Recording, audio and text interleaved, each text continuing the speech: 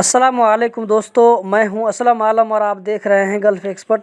दोस्तों, आज की वीडियो में कतर के बारे में कुछ न्यू अपडेट देने वाला हूं, तो वीडियो को लास्ट तक ज़रूर देखें ताकि आपको पूरी जानकारी मिल सके।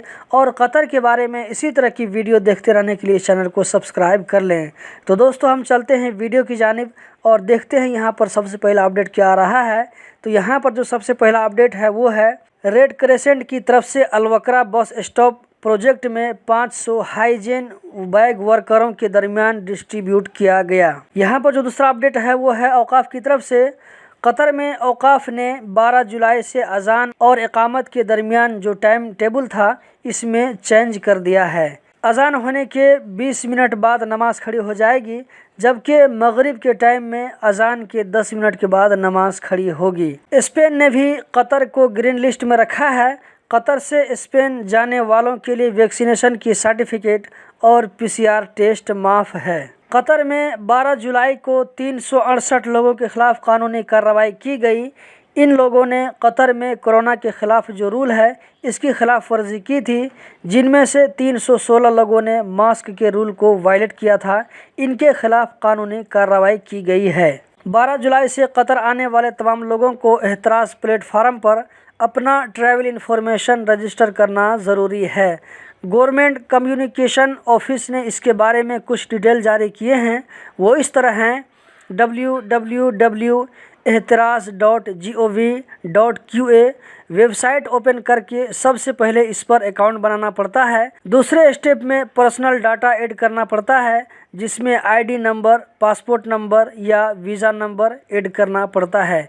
तीसरे स्टेप में कोविड-19 के बारे में डिटेल फिल करना पड़ता है, जिसमें वैक्सीन का नाम और आखिरी डोज लेने की तारीख देना पड़ता है, या अगर कोरोना हुआ था तो कब और किस मुल्क में हुआ था। चौथे स्टेप में पासपोर्ट की कॉपी, वैक्सीनेशन सर्टिफिकेट और पीसीआर सर्टिफिकेट, और जिन लोगों ने वैक्सीन नहीं लगवाया है उन्हें क्वारंटीन का पेपर अटैच करना पड़ता है।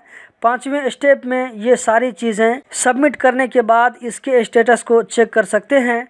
ट्रैवलर इसके बारे में जान सकता है कि ये अप्रूव हुआ या नहीं, या और भी कुछ डॉक्यूमेंट चाहिए तो उस टाइम देना पड़ेगा। ये काम कतर जाने से 72 घंटा के अंदर और 12 घंटा पहले कर सकते हैं। कतर एयरपोर्ट पर पहुंचने के बाद वहीं पर आपको आसानी से कतर का सिम कार्ड मिल जाता है। एहतराज को एक्टिव करके बाहर आ सकते हैं। जिन लोगों को क्वारंटीन में रहना पड़ेगा उन लोगों का एहतराज येलो कलर में होगा पूरे क्वारंटीन के पीरियड में। जो लोग पहले ही कतर में कंप्लीट वैक्सीन लगवाकर फिर कतर वापस आ रहे हैं तो उन लोगों का एहतराज ग्रीन होगा और साथ में गोल्डन कलर का एक फ्रेम लगा होगा। एयरपोर्ट पर इन लोगों का कोरोना टेस्ट भी होगा। और कतर के जिन इकामा होल्डरों ने कतर से बाहर कंप्लीट वैक्सीन लगवाया है उन लोगों का भी एहतराज ग्रीन होगा, मगर गोल्डन कलर का फ्रेम नहीं होगा, यहाँ तक कि मिनिस्ट्री ऑफ पब्लिक हेल्थ के सिस्टम में अपडेट न हो जाए।